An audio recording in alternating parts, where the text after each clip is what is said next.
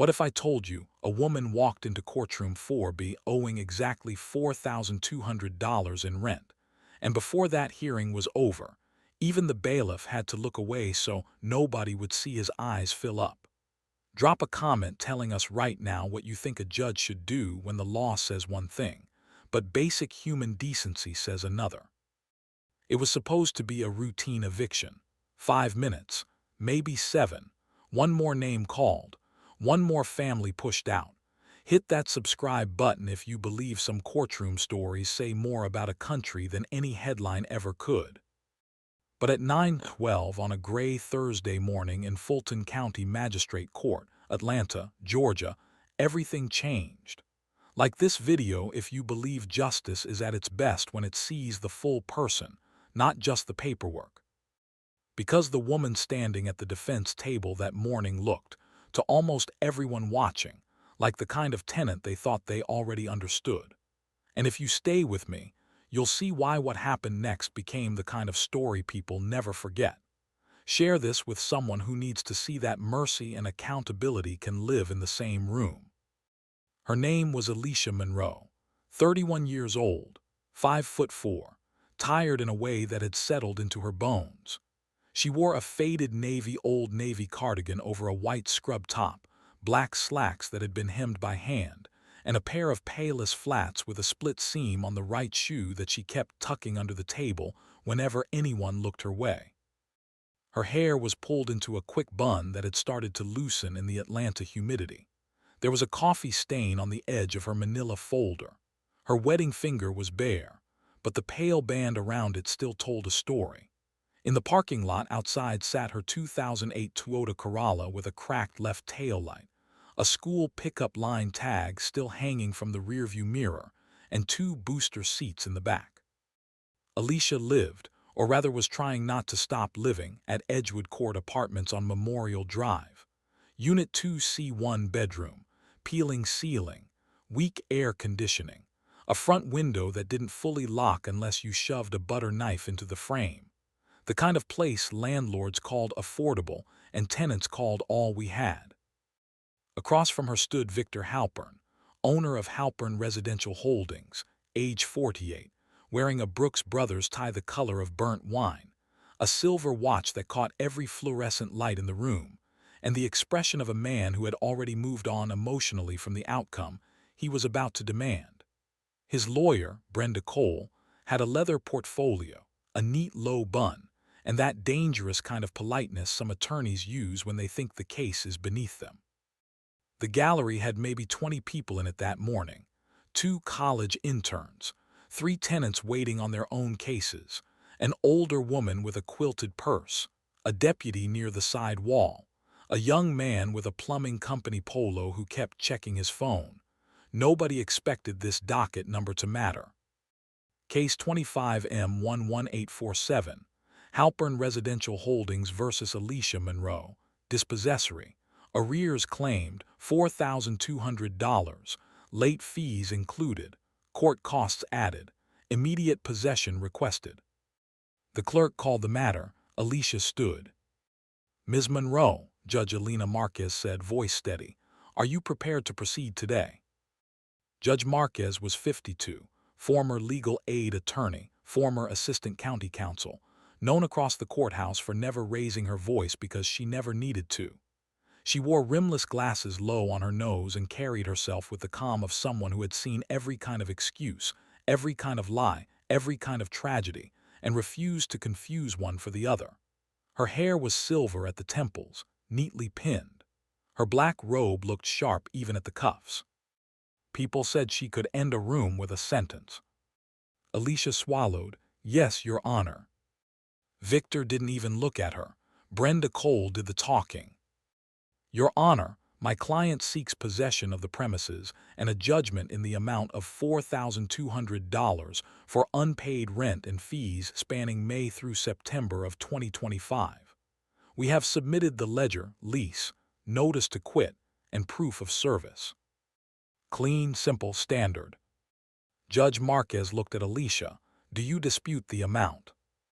And that was when the first thing happened. The thing that made half the room decide who Alicia Monroe was before they knew the first true thing about her. Alicia lifted her chin and said, too sharply, too fast, "I dispute all of it." The gallery shifted. Brenda Cole gave the smallest smile. Judge Marquez asked, "All of it?" "Yes, ma'am. Every fake fee, every lie, every day they left my kids breathing that poison." The word poison hit the room like something dropped on tile. Victor finally turned. "That's absurd."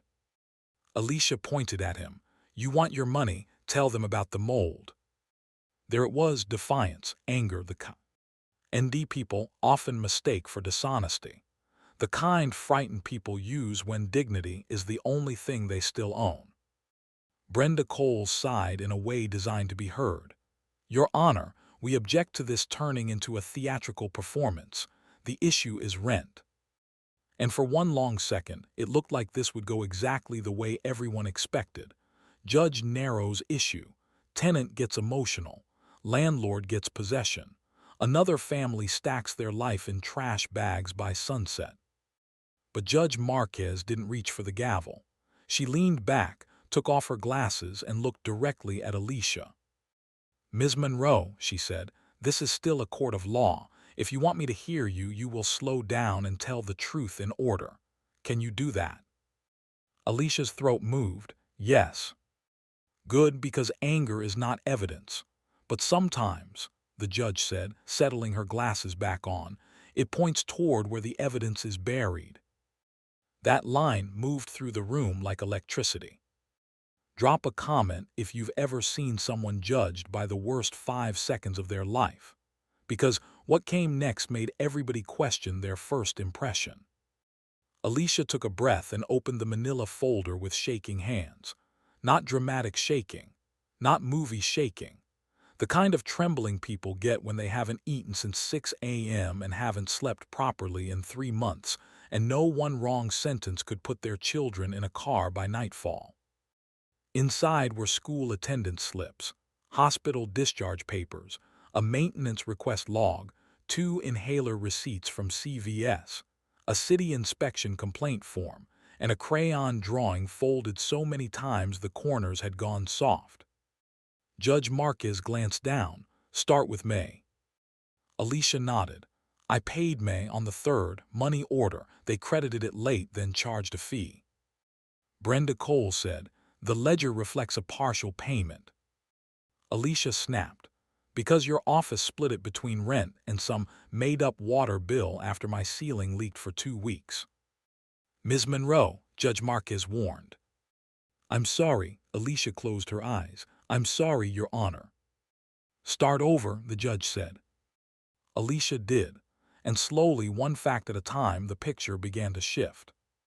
She worked nights as a phlebotomist at Grady Memorial Hospital. Not a nurse, though people always assumed she was. She drew blood, 12-hour shifts, Fridays through Sundays whenever she could get them. She had 2 children. Noah, 7, first grade, loved dinosaurs and hated loud hand dryers. Daisy, 4, still slept with a stuffed rabbit missing one ear. Their father, Terrence Monroe, had left 18 months earlier after what Alicia described in the plainest terms possible.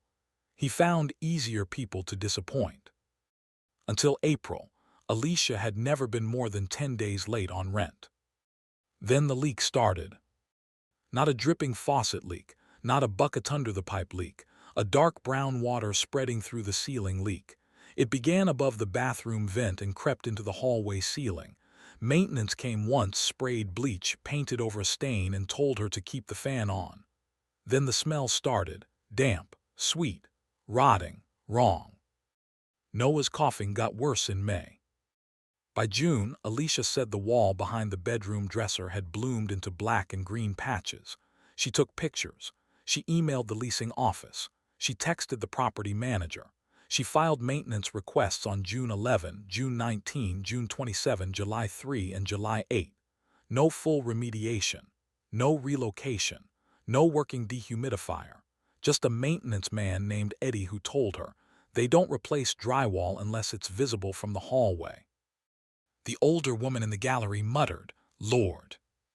Victor's face stayed blank. Judge Marquez held out a hand. "You have photos." Alicia nodded and stepped forward, handing them to the bailiff, Marcus Dean, who passed them to the bench. Marcus was a former Marine with broad shoulders and the kind of stillness that seemed permanent. He barely reacted to anything. Not then. Not yet. Judge Marquez studied the first photo, then the second, then the third. The images were ugly, a little blurry, phone camera shots taken under bad light, but even from the defense table, the dark stains were obvious. One shot showed Noah's Spider-Man blanket pushed against a wall veined with black mold. Another showed a plastic grocery bag taped over an air vent. Another showed a mushroom-like growth near the baseboard by the closet door. Brenda Cole immediately stepped in. "Your Honor, we have no foundation for these images, no chain of custody." Judge Marquez cut her off without changing tone. "Counselor, if your position is that the apartment was in perfect condition, I strongly advise you not to make me ask the next question before I have heard the answer." Even Brenda went quiet. Alicia's voice softened. "I kept asking them to move us. I told them Noah's asthma was getting bad. They said if I broke the lease, I'd owe even more." Victor finally spoke. "That is not company policy." Alicia laughed once, harsh, empty. "Company policy doesn't sleep with mold in its lungs." Another line people in that room would repeat later. Judge Marquez asked, "Did you stop paying rent because of these conditions?" Alicia looked at the floor. "No, not at first." That answer mattered. You could feel it. It made her more believable because it made her less perfect. "I kept paying until Noah got sick," she said. There it was, the first edge of the cliff. The gallery stopped shifting. Brenda stopped writing. Victor's jaw tightened. And when Judge Marquez asked the next question, you could hear the old HVAC hum in the courtroom ceiling. "How sick?" Alicia opened the folder again and pulled out a paper with hospital letterhead. "He stopped breathing right on my kitchen floor on August 28th at 6:43 in the morning." Nobody moved. If you think landlords should answer for what happens behind the walls they ignore, hit that like button right now. The narrator in your head practically whispered, because this was the point where a routine rent case stopped being about rent at all. Alicia said Noah had been coughing all night. She assumed it was another asthma flare. She had given him a nebulizer treatment at 2:15 a.m., then another at 5:50. At 6:43, while she was warming oatmeal in a dented saucepan, she heard the bowl drop. He was on the kitchen linoleum, blue around the lips, eyes wide, not making enough sound. Daisy started screaming. Alicia called 911 from a phone with 8% battery and no protective case because the old one had cracked months earlier. She gave chest rubs like the dispatcher told her. The paramedics from Station 14 arrived in 6 minutes, which felt like 6 years. One of them carried Noah out wrapped in a faded dinosaur comforter because Alicia hadn't had time to find his jacket.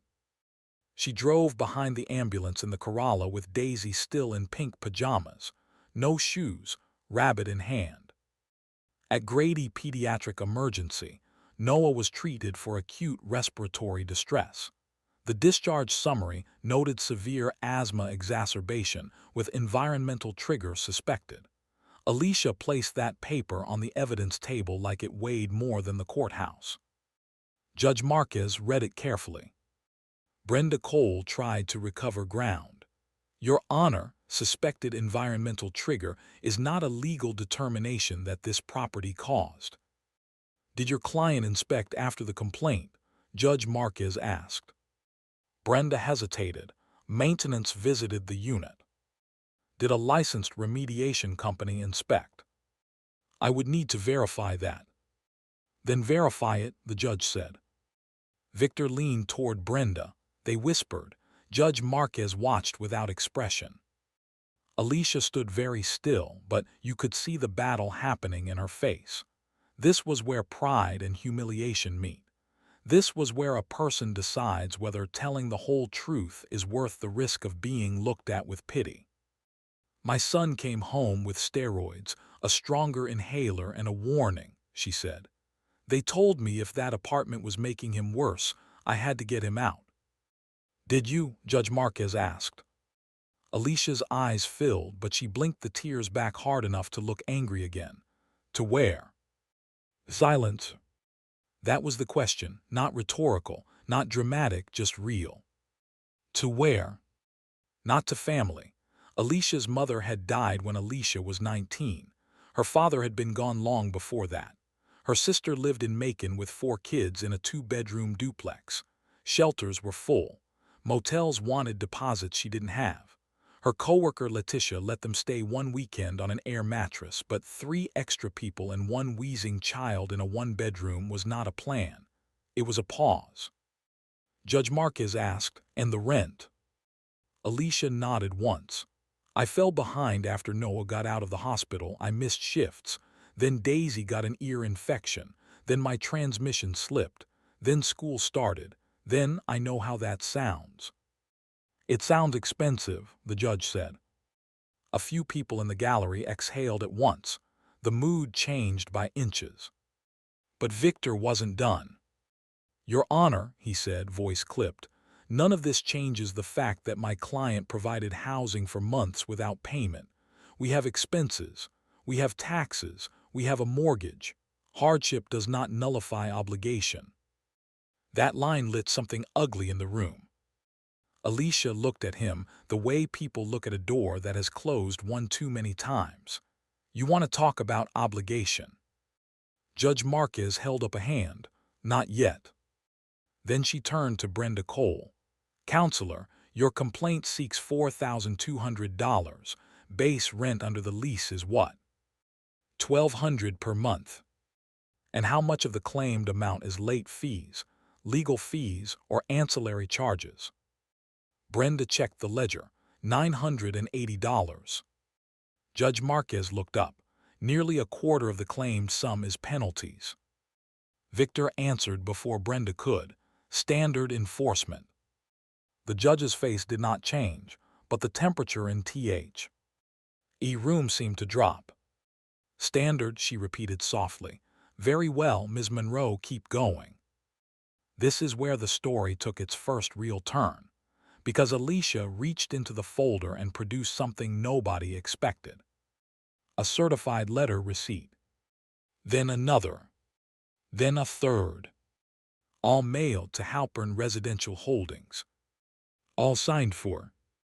All ignored. The first, dated July 12, 2025, stated the apartment contained visible mold, water intrusion, and a minor child with physician-documented respiratory issues.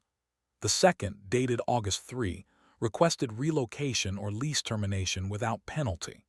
The third, dated August 30, 2 days after Noah's hospitalization, included the phrase "unsafe for continued occupancy." Brenda took the papers, scanned them, and for the first time that morning, her professional calm cracked just a little. Victor whispered, "Those were handled by management." Alicia said, "Yeah, I know. They handled them by doing nothing." Everyone in the room knew that if there was more, it mattered, and there was more. Judge Marquez asked, "Did the city inspect?" Alicia nodded. "I filed a complaint. They came September 9th. Do you have the report?" Alicia hesitated. "No," she said quietly. "They mailed it after the court date got set. I never got the full copy, just this." She handed over a pink carbon copy complaint slip. Not enough by itself. Not yet. And that was where the case might have stalled. One woman's documents, one landlord's denial, one judge trying to stay inside the rails of procedure. The courtroom was holding its breath. Then the clerk, Melanie Cho, lifted a hand from the side desk. "Your Honor," she said, "there's a late-filed submission that came through the electronic portal at 8:54 a.m. from Fulton County Code Enforcement." The entire room turned. Victor's face changed, not dramatically, just enough, the smallest flicker. The kind that says a person has just realized the hallway they were confidently walking down has a missing floor. Judge Marquez said, "Print it." And if you're still here, you already know this is the moment that separated the people watching from the people who thought they had this case won. The printer on the clerk's desk sounded absurdly loud, page after page, a mechanical rattle that somehow felt like a countdown. Alicia didn't breathe. Victor stared ahead. Brenda rubbed one temple with her finger. Marcus Dean, the bailiff who had seen 1,000 hearings, looked at the printer. When Melanie brought the pages to the bench, Judge Marquez took her time. She read, turned a page, read again. Then she read one sentence a second time. The gallery could hear nothing except paper and air. Finally, the judge looked up. "Mr. Halpern," she said, "were you aware that on September 9th a county inspector documented active water intrusion, visible microbial growth in the bedroom and HVAC vent, and noted the unit as requiring remediation?" Victor's mouth opened, closed. "I'd have to see the report." "You will," Judge Marquez said. "You are looking at it in real time with the rest of us." That was the first revelation that changed everything. And then came the second. Because attached to the code report was a photograph from the inspector's file.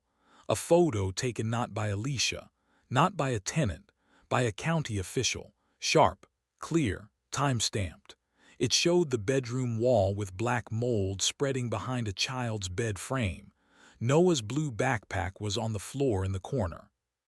The room made a sound all at once. Not words, not gasps exactly, more like the involuntary noise people make when denial becomes impossible.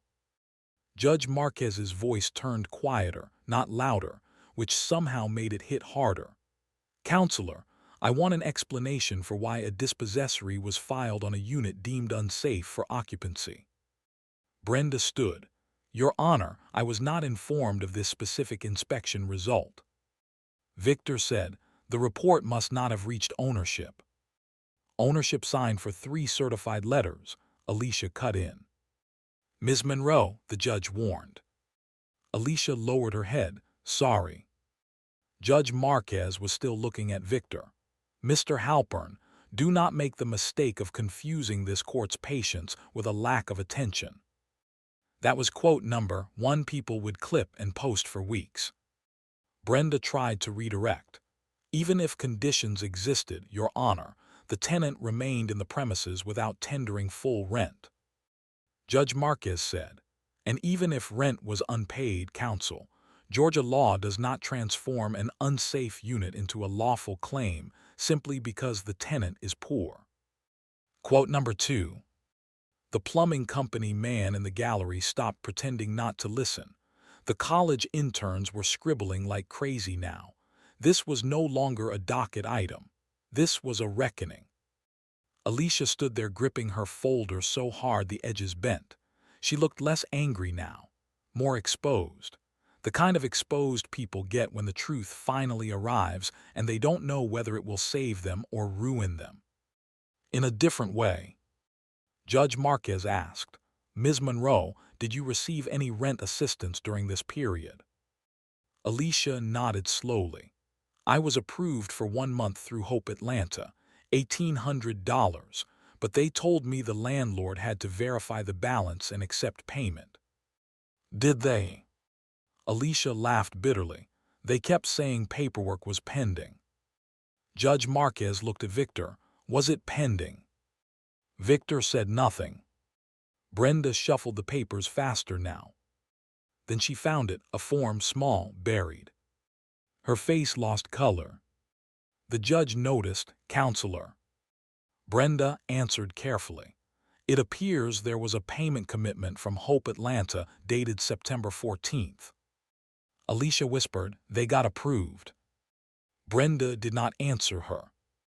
Judge Marquez did. "It was approved."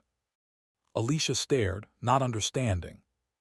The judge continued, "And according to this form, your landlord's office did not finalize receipt because the amount demanded had increased after legal fees." Now the room gasped for real. Victor leaned forward. That is standard accounting practice. Judge Marquez turned to him. A nonprofit offered $1,800 toward keeping a single mother and 2 children housed, while a county report documented dangerous living conditions, and your office declined because you wanted a larger judgment. Victor said, "We needed the full balance addressed." The judge's stare did not waver. "No, Mr. Halpern, you wanted leverage." Quote number 3. Like this video, if you've ever seen greed dress itself up as policy. Alicia's face changed. Something inside her broke open, not into tears yet, into disbelief. "They approved me," she said, almost to herself. "They really approved me." Nobody answered because nobody needed to. The paper was right there. All this time she had thought she failed, thought she filled out the forms wrong, thought the system had dropped her the way systems always seem to. Instead, the help had come. It had reached the landlord, and it had been turned into a bargaining chip. That realization hit harder than the code report. Because now this wasn't just about a bad apartment. It was about hope withheld. Alicia covered her mouth. Her shoulders shook once. She forced them still. "I kept checking my email," she said. "I kept refreshing it at work. I thought maybe I forgot a document." Judge Marquez said nothing. She just let the truth stand there in the room on its own legs. Then, as if the morning had not already done enough damage, another name was called from the back. "Excuse me, Your Honor." Everyone turned. It was the older woman with the quilted purse. She stood uncertainly. Judge Marquez asked, "Ma'am, are you a witness in this matter?" The woman clutched her purse strap. "My name is Dolores Pike, Unit 3, a same building. I didn't know if I should say anything." Victor's eyes shut for half a second. Judge Marquez said, "Come forward." Dolores was 63, retired cafeteria manager, white church shoes, lavender blouse, nerves all over her face. She took the oath with a trembling hand. "What do you know?" the judge asked. Dolores cleared her throat. "I know those walls got problems in that building. I know because mine do too. And I know Ms. Alicia ain't lying because I was there the morning that boy couldn't breathe." Alicia closed her eyes. Dolores kept going. "I heard the little girl screaming. I came out in my robe. The whole hallway smelled like a wet basement. Maintenance knew. We all knew. They painted over spots in July. My grandson took video." Brenda objected, but weakly now. "Hearsay as to the video." Judge Marquez said, "Do you have the video?" Dolores nodded. "On my phone." Marcus Dean took the phone, passed it up. The video was only 18 seconds. Grainy hallway footage taken by a teenager because teenagers film everything. But it showed what mattered. A maintenance worker rolling beige paint over a dark patch while another man held a box fan pointed at the wall. Off-screen, Dolores' grandson could be heard saying, "That's mold, man." One worker answered, "Just cover it before management gets here." The room exploded into whispers. Judge Marquez tapped the bench once. Silence. But the silence after that was different. It was the kind that follows a bell you can't unring. This moment would go viral, one of the interns whispered before catching herself. Everyone in the room knew she was right. Because we had now moved from allegation to proof, from proof to pattern, and from pattern to motive. Alicia looked smaller somehow, not because she had lost, because she had spent so long holding a disaster together by herself that being believed was making her buckle. Judge Marquez said, "Ms. Monroe, why didn't you bring witnesses sooner?" Alicia answered honestly, "I didn't want nobody from the building getting in trouble. People still live there." That sentence landed with more moral weight than any speech could have. She wasn't protecting herself, she was PR. Protecting neighbors, even after everything. Share this with someone who still believes the strongest people are not always the loudest. Then came the next turn. the one that added outrage to empathy and made the courtroom feel too small for what it was holding. Judge Marquez asked Brenda Cole whether the property had undergone any remediation after the inspector's report. Brenda conferred with Victor in a tense whisper. Victor's lips were tight now. Brenda straightened and said, "Ownership contests the extent of the findings." The judge lifted a brow. "That was not my question." Brenda tried again. Temporary patching was performed. Alicia let out a hollow laugh. "They taped plastic over Noah's vent." Dolores said from the witness chair, "Same in my place." The judge turned to Victor. "How many units in that building have received mold complaints this year?" Victor hesitated too long. Brenda answered for him, "I don't have that number." The judge looked back at the county report. The report references complaints in 14 units. That number hit the gallery like a slap. 14 units. 14 families. Not one struggling tenant, not one misunderstanding, a business model. Now the outrage had a shape. Alicia's voice came out lower than before, almost exhausted. "I wasn't trying to get out of paying. I was trying to keep my son alive." And there it was, quote number 4. Nobody in the courtroom would ever hear those words the same way again. Judge Marquez nodded once as if something inside the record had clicked into place. "The court will take a brief recess of 10 minutes. Counsel, do not leave. Ms. Monroe, remain available. Mr. Dean, please keep the gallery orderly." The gavel came down. People didn't move at first. Victor sat rigid, whispering furiously to Brenda. Dolores patted Alicia's shoulder on the way back. Alicia looked like she might collapse if anyone spoke to her too kindly. Marcus handed her a paper cup of water without a word. And then, just when it felt like the room needed space to breathe, a woman in a tan blazer hurried through the side door carrying a canvas tote and a folder thick with forms. "Tasha Reed," she said to the clerk. "Housing Stability Specialist. I'm here for Alicia Monroe."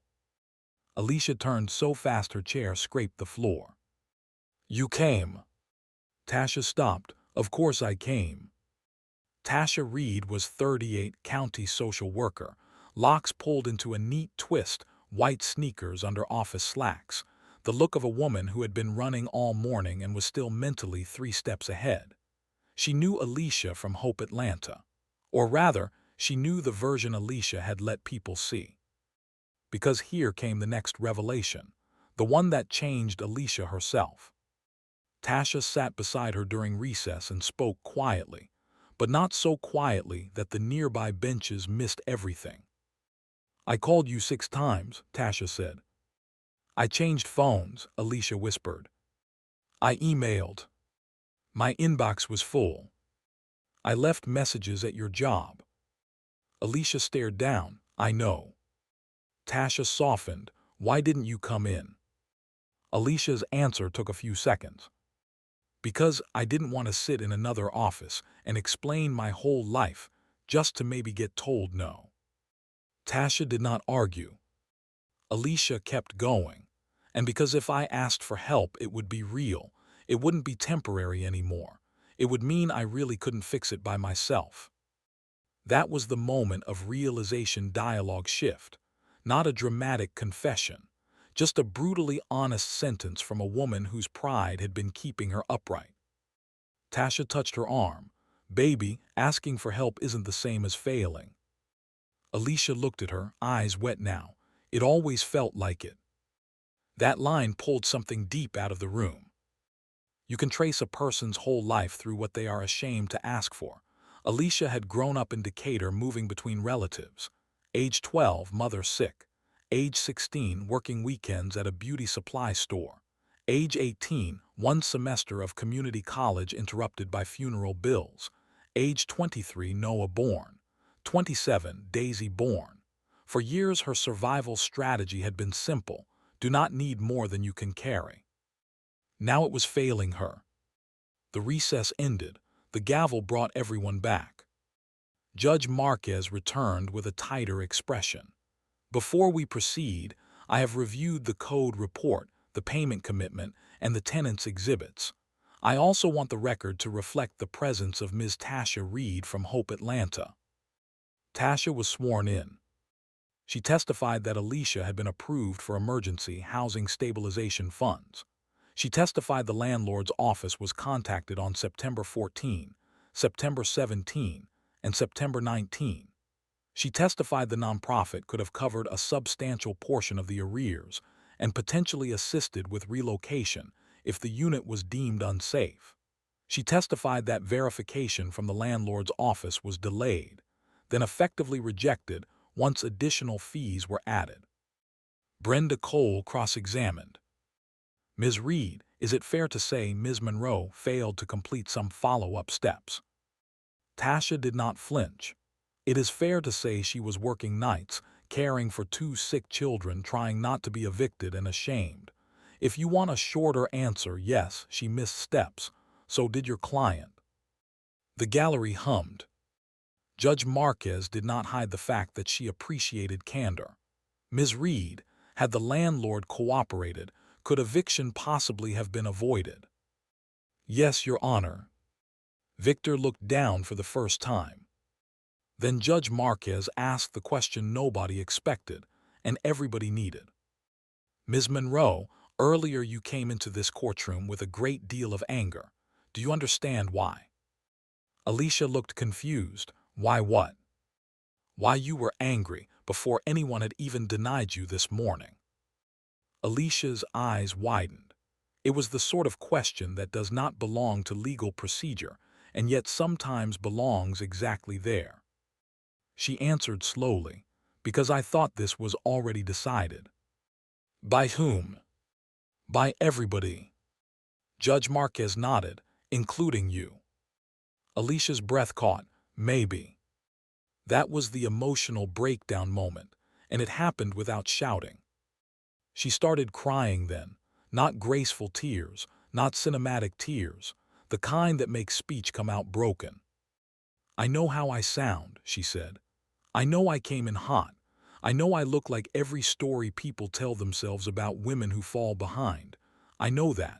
But I kept thinking if I let myself be scared, I was gonna fall apart, and if I fell apart, my kids would see it, and if they saw it, she couldn't finish. The room was still. Judge Marquez said the quietest thing of the day. Ms. Monroe, being frightened is not contempt, being poor is not fraud, and being behind is not the same as being worthless. Quote number 5. People would put that one on posters. Even Victor's lawyer stopped taking notes. Now we were deep in the story's middle, the place where lesser scripts lose steam. This one didn't, because just when the empathy was at its peak, another twist entered from the side door in the form of a uniform. Officer Reggie Sloan, Fulton County Sheriff's Civil Division, arrived holding a body cam printout request. He had served the original dispossessory notice at Alicia's apartment on September 22. Tasha had contacted his supervisor that morning after hearing the mold allegations, and the body cam footage had been pulled from archive. Judge Marquez allowed a brief review. If you believe evidence should speak louder than wealth, hit subscribe, because what that footage showed changed the emotional temperature of the entire courtroom. The monitor on the clerk's desk was angled so the court could see. Grainy wide-angle body cam. Time stamp. September 22, 2:16 p.m. Officer Sloan walked the outside breezeway of Edgewood Court Apartments. The camera caught chipped railings, dark water stains near the stairwell, children's bikes chained to a rusting fence. He knocked on Unit 2C. Alicia answered in work scrubs, hairnet still in place, Daisy on one hip. The little girl's rabbit hung upside down from her hand. From the body cam speaker came Noah's cough from inside the apartment, deep, persistent, too old a sound for a 7-year-old. Officer Sloan said on video, "Ma'am, I'm here to serve notice." Alicia took the papers without looking at them. She asked, "Can you smell that?" The officer hesitated. Even on video you could sense him catching it. that damp, mold-thick air that seems to coat the back of your throat. He stepped slightly inside because Daisy was reaching for the papers. The camera panned. A stained ceiling. A plastic sheet taped over part of the bedroom doorway. A small nebulizer machine on a folding TV tray. Children's drawings on the fridge with the corners curling from humidity. Then came the part that wrecked the room. Noah stepped into frame wearing a Too Big Braves t-shirt and holding an inhaler spacer. He looked directly at the officer and asked, in the flat voice of a child already tired of adult emergencies, "Are you the man making us leave?"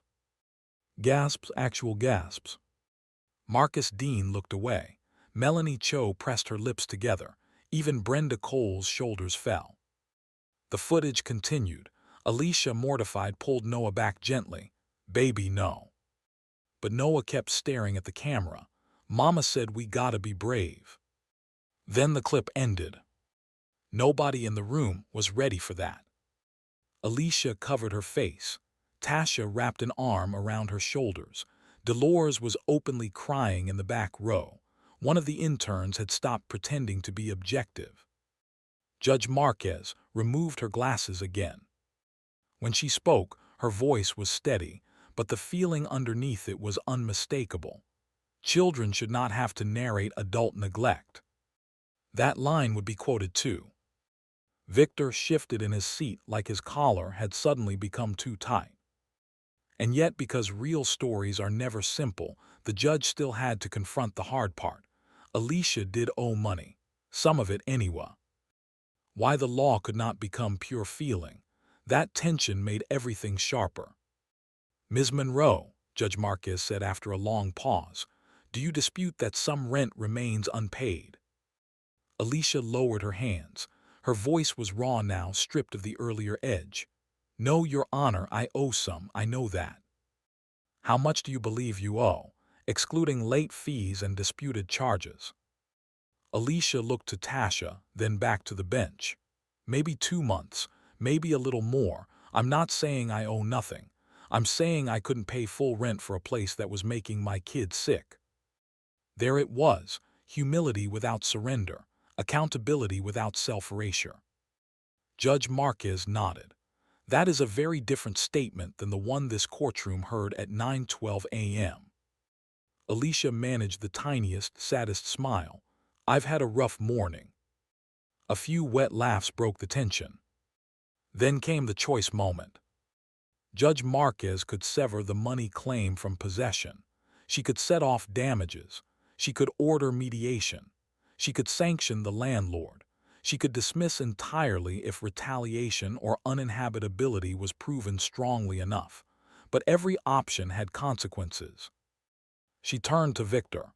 "Mr. Halpern, do you wish to continue seeking possession of Unit 2C?" Everyone stared at him. This was the ultimate confrontation building toward the heart of the story. Not a scream, a choice. Victor adjusted his cuff. "Your Honor, with respect, this has become highly emotional. My company has obligations to all tenants. We cannot allow non-payment simply because someone presents a sympathetic narrative." That did it. The room froze around the cruelty of that word, narrative. As if Noah's inhaler was a plot device, as if mold was a metaphor, as if single motherhood was a performance genre. Judge Marquez leaned forward. "Mr. Halpern, let me be clear. Sympathy is not what altered the course of this hearing. Your own documents did." Victor opened his mouth. She kept going. "A county report documented unsafe conditions. Your office ignored certified notice.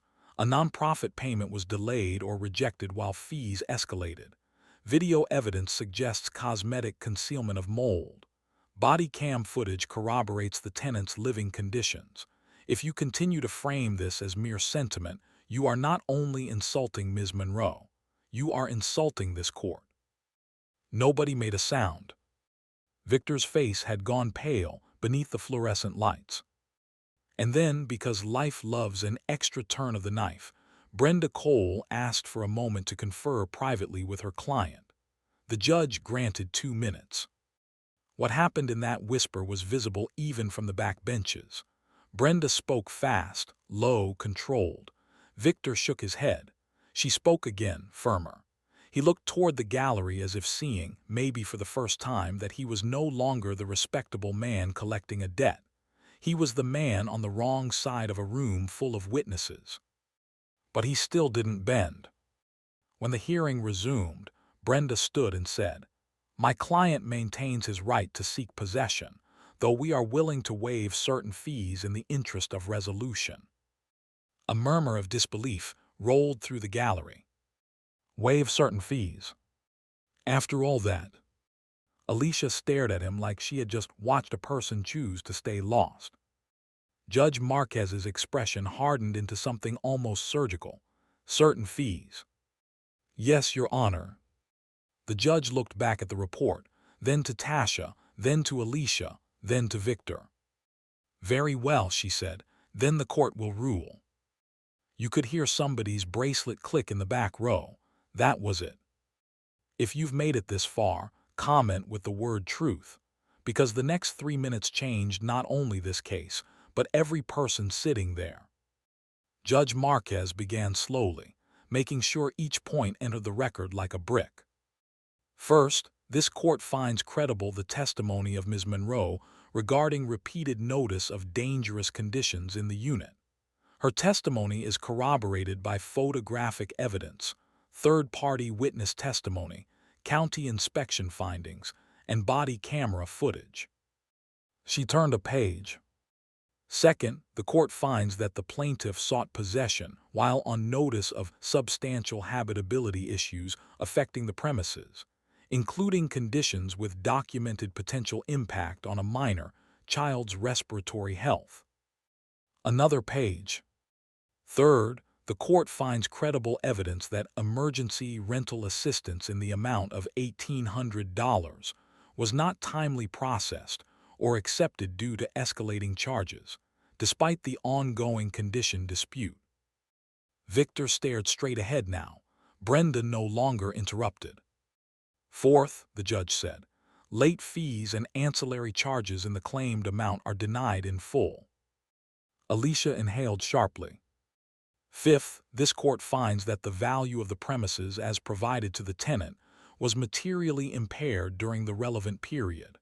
Accordingly, the tenant is entitled to rent abatement offset against sums claim. Ed. Brenda stood. Your Honor, may I be heard on the calculation? In a moment. Judge Marquez made a few handwritten notes.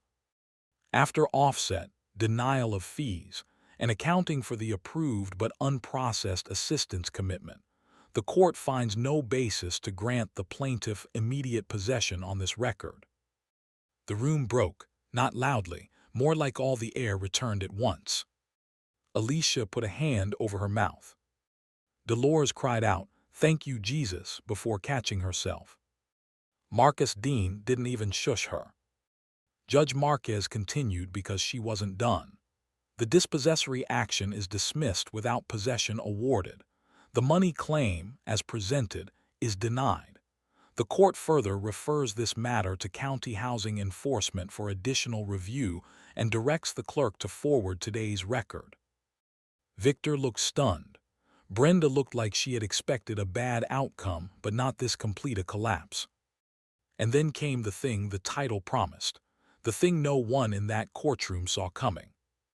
Judge Marquez looked at Alicia and asked, "Ms. Monroe, do you wish to return to that unit if relocation assistance is available?"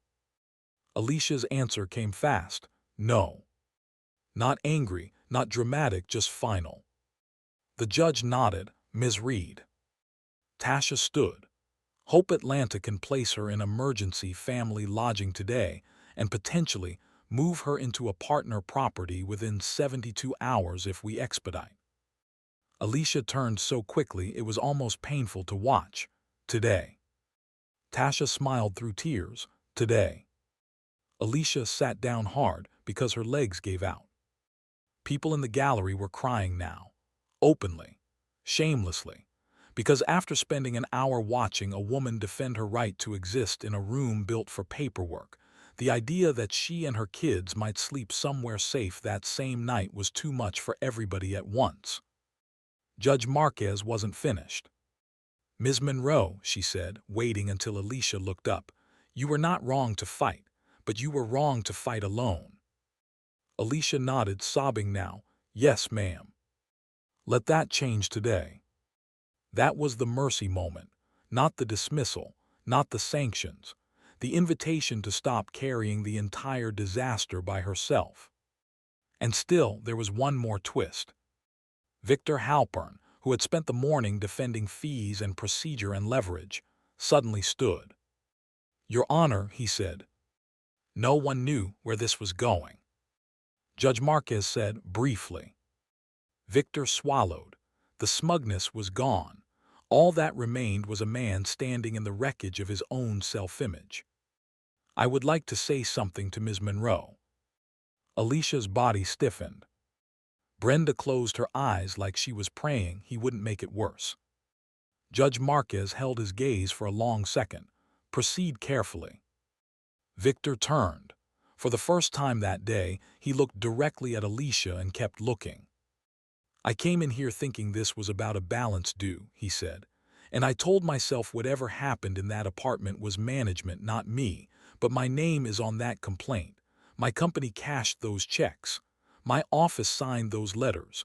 So whether I wanted to feel responsible or not," he paused, voice rougher now, "I was." Nobody breathed. He continued, "I'm sorry. It was not enough. It could never be enough, but it was real." Alicia did not answer immediately. Judge Marquez watched closely. Victor went on. "I will release any claim to the security deposit and instruct counsel to cooperate fully with relocation documents today." Brenda blinked once, then nodded reluctantly. "We will." The room shifted again, not into forgiveness, into stunned recognition that something inside the man had cracked. And then Alicia did the most unexpected thing of all. She stood, wiping her face with the back of her hand, and said, "I'm still mad at you." A few wet laughs escaped. "But I heard you." Victor nodded once. Alicia took a breath. "And I don't want the maintenance guys who work there getting fired just because they take orders. I want the building fixed. I want those families safe. That's what I want." There was your forgiveness twist, not absolution, focus. Judge Marquez looked at Alicia with open respect now. "That is a wiser request than many courts receive." Alicia lowered her eyes. "I'm trying." This would have been enough for most stories. Judge rules. Villain apologizes. Family saved. Cut to music. But the best courtroom dramas don't end at the ruling. They prove the ruling mattered. So now we jump forward. 3 weeks later, October 2025 gave way to November rain, and Alicia Monroe parked that same 2008 Corolla outside a new complex in East Point called Cedar Grove Flats. Not luxury, not magic, but dry walls, working vents, a lock that turned cleanly, a 2-bedroom unit with beige carpet, a dishwasher daisy treated like a spaceship, and windows that let in morning light instead of damp. Hope Atlanta helped with the deposit. A local church delivered twin mattresses. Tasha brought a grocery gift card and a list of utility numbers. Lourdes Pike sent over a crock-pot with a note that read, "No family starts over hungry." Noah's coughing didn't vanish overnight, but it eased. By late November, he had gone 18 straight days without using the rescue inhaler at school. His teacher, Ms. Jenna Patel, emailed Alicia to say he'd started participating in reading circles again. Daisy, meanwhile, informed everyone that the new apartment smelled like nothing, which turned out to be one of the highest compliments a child can give. Victor Halpern, he spent November and December in a storm of inspections, citations, and emergency meetings. The county expanded review of Edgewood Court. 4 additional tenants filed formal complaints. Local reporters called. A housing advocate posted clips from the hearing summary online. It spread faster than anyone expected. Children should not have to narrate adult neglect. Being behind is not the same as being worthless. Those lines ended up everywhere. This moment really did become the most talked about hearing in that courthouse all season. Victor's company hired a licensed remediation team, not out of sudden sainthood, out of pressure, out of exposure, out of consequences, but sometimes consequences are the first form of honesty. And yet the story kept deepening. In January 2026, the court received a letter. Handwritten blue ink, wide child-size spacing. It was addressed to Judge Elena Marquez, Courtroom 4B. The clerk read it first, then the judge. Then, with permission, it was shared with the people who had been part of that morning. It said, "Dear Judge Marquez, thank you for helping my mom when she was scared. We have a new house now and my room is blue and I can breathe better at night.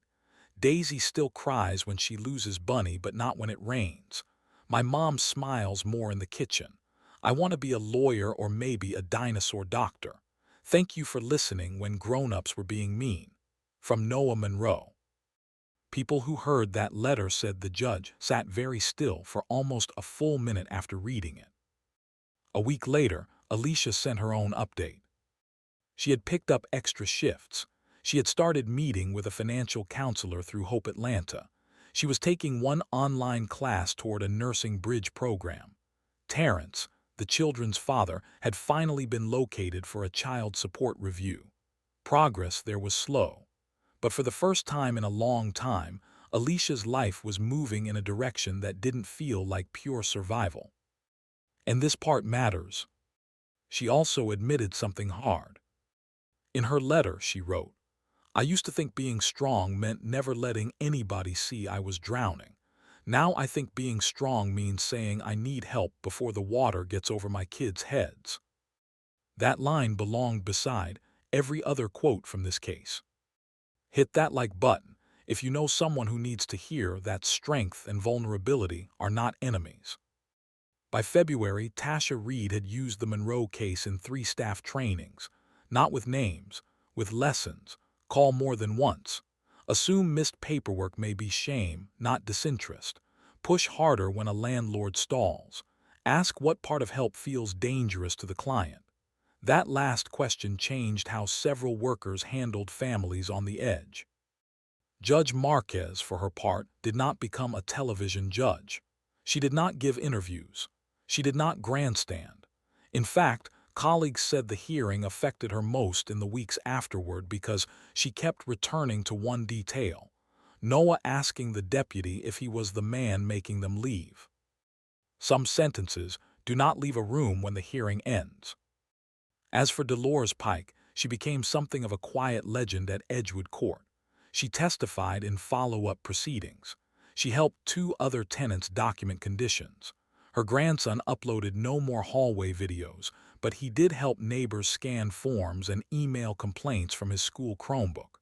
One elderly resident later said, "We thought we were stuck until Ms. Pike stood up." That's how change often starts, not with institutions, with one person deciding fear has had enough turns. And what about Alicia's so-called arrogance in the opening minutes of the hearing? Months later, she laughed about it with Tasha in a nonprofit waiting room while filling out a childcare voucher renewal. "I really came in there ready to fight everybody," she said. Tasha smiled. "You did." Alicia shook her head. "I wasn't arrogant, I was cornered." That distinction matters more than most people realize.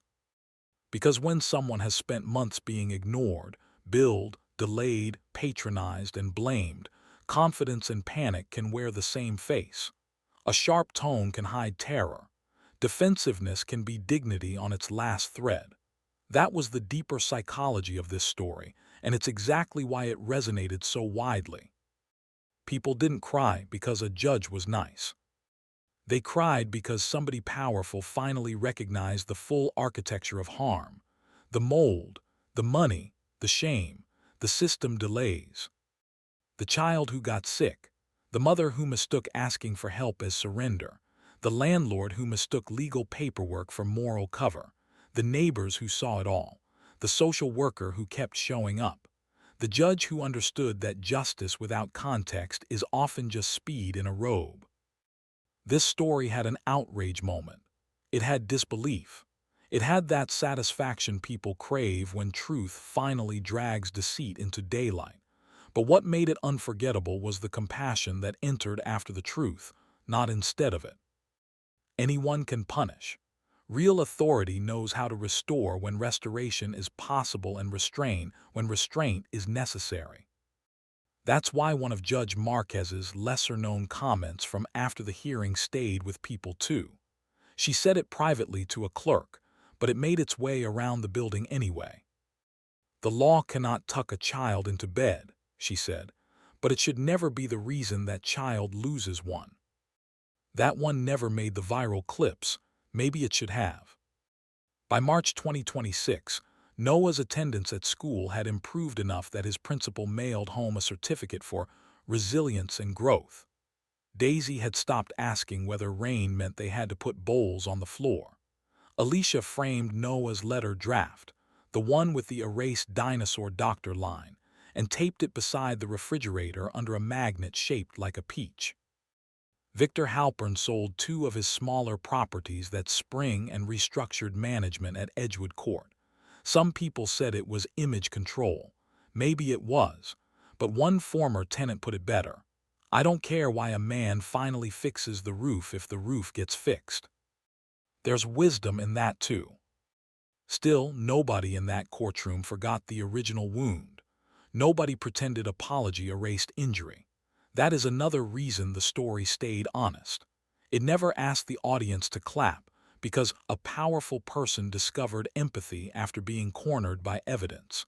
It simply recorded that accountability cracked something open, and what came through next was better than what had been there before. Alicia would later say the strangest part of the whole experience was not winning. It was being seen all the way through. "Usually people either pity you or blame you," she told Tasha at a spring fundraiser. "That judge did neither. She just made everybody look." That right there is what millions of viewers respond to in stories like this. Not fantasy, clarity. The moment somebody says, "No, we are not reducing this woman to a balance sheet. No, we are not calling children collateral. No, we are not pretending administrative delay is neutral when it falls on the already drowning. No, we are not confusing patience with weakness or formality with justice." If you're watching this and you've ever had to choose between rent and medicine, between pride and asking, between being polite and being heard, this story was always bigger than one case number. It was about the thin line between survival and disaster. It was about how close ordinary people live to the edge. It was about what happens when one more fee, one more ignored email, one more delayed signature lands on a family already carrying too much. And it was about the quiet miracle that sometimes happens when the right person in the right chair refuses to look away. Months later, Alicia took Noah and Daisy back through downtown Atlanta on a Saturday afternoon. They weren't going to court. They were headed to Centennial Olympic Park because Noah had a school project and wanted city pictures. As they drove past the courthouse, Noah pointed and said, "That's where the judge helped us." Alicia corrected him gently. "No," she said, "that's where the judge listened. A lot of people helped us." That may be the most important lesson of all. Justice is rarely one person doing one dramatic thing. It is usually several people deciding not to abandon the truth at the same time. The tenant who documents, the neighbor who speaks, the worker who follows up, the officer who keeps the footage, the clerk who notices the late filing, the judge who reads every page, the audience willing to revise its first impression. Piece by piece, that is how an ordinary morning becomes a story millions would watch. And if you want one final image from this case, keep this one. It's evening in the new apartment. March light fading at the blinds. A pot of boxed macaroni on the stove. Daisy on the floor coloring a rabbit with purple ears. Noah at the table sounding out a library book about prehistoric birds. Alicia leaning against the counter in gray sweatpants and a college sweatshirt she found at Goodwill, Not because life is suddenly easy, but because tonight the ceiling is dry, the air is clean, and nobody is knocking with papers. Sometimes that is what transformation looks like. Not luxury, safety, not revenge, breathing room, not a miracle with violins, just enough stability for a mother to smile in her own kitchen again. And maybe that is why the story H. It's so hard, because in a world addicted to spectacle, the most emotional moment wasn't a scream or a collapse. It was a child writing that his mom smiles more in the kitchen now. You never forget a line like that. So let me ask you this. What would you have done if you were the judge? Would you have focused only on the money? Would you have sanctioned the landlord more harshly? Would you have forgiven the debt entirely? Drop a comment telling us the exact moment you think the courtroom changed. If this story stayed with you, hit subscribe for more real justice moments where the truth takes longer than people expect, but lands harder than anyone forgets. Like this video, if you believe being poor should never make a person invisible. Share this with someone who needs a reminder that asking for help is not weakness. And if you want the next story, wait until you hear about the father who walked into court asking for custody to avoid child support, only to have a 12-year-old's testimony stop the room cold. You do not want to miss that one.